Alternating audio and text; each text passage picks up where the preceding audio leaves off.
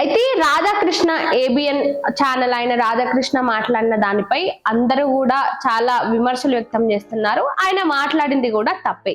అయితే దీనికి సంబంధించి ఇటు వైసీపీ నాయకులు, కార్యకర్తలు, మాజీ ఎమ్మెల్యేలు, మాజీ మంత్రులు అందరూ కూడా ఆయన ఆఫీస్ పైకి వెళ్ళి దాడులు చేస్తూ మాట్లాడారు.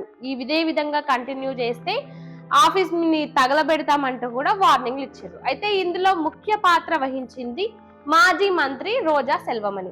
అయితే రోజా గురించి మనం మాట్లాడుకున్నట్లయితే ఆమె అధికారంలోకి వచ్చిన తర్వాత, అంటే రాజకీయాలకు వచ్చిన తర్వాత, వైసీపీ పార్టీ అధికారంలో ఉన్నప్పుడు ఆమె మాట్లాడిన మాటలు, ఆమె పడిన కథలు ఇన్ని అన్ని కాదు. ఇంకా ఇప్పుడు ఏదైతే రాధాకృష్ణ చేసిండో అది ముమ్మాటికి తప్పే, అది అందరం కూడా ఒప్పుకుంటాం. ఇంతకీ రోజాకి మాట్లాడే అర్హత అయినా ఉందా?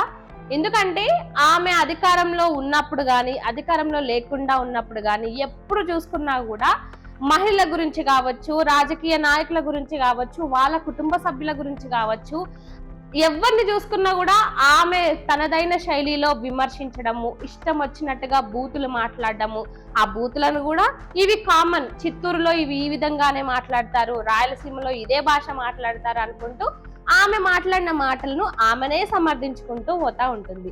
ఎప్పుడైతే నారా భువనేశ్వరి గురించి అసెంబ్లీ సాక్షిగా వాళ్ళు ఏదైతే కించపరిచే విధంగా వైసీపీ నాయకులు మాట్లాడినరో, మరి ఆ రోజు కూడా ఒక మహిళ గురించి ఈ విధంగా మాట్లాడడం తప్పు అని రోజా ఎందుకు ఖండించలేదు?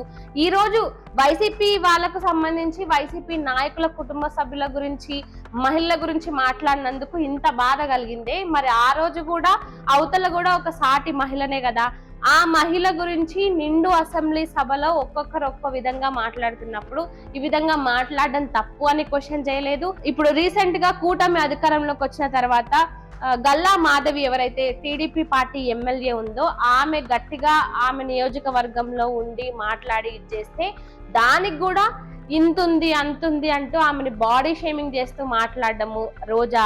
ఇక ఈ పాప అనుకుంటా, పాప ఇప్పుడే రాజకీయాల్లోకి కొత్తగా వచ్చినట్టుంది, ఇంకా రాజకీయాలు తెలియదు అంటూ చాలా వెటకారంగా వ్యంగ్యంగా మాట్లాడడము, ఇలాంటివి కేవలం రోజాకి మాత్రమే సాధ్యం. ఇక అలాంటి రోజా ఈ రోజు వచ్చి మహిళలు కించపరిచే విధంగా మాట్లాడితే ఊరుకోము, ఆఫీసులను తగలబెట్టేస్తామని మాట్లాడుతుంది. మరి ఇవే మాటలు మాట్లాడిన నిన్నేం చేయాలి?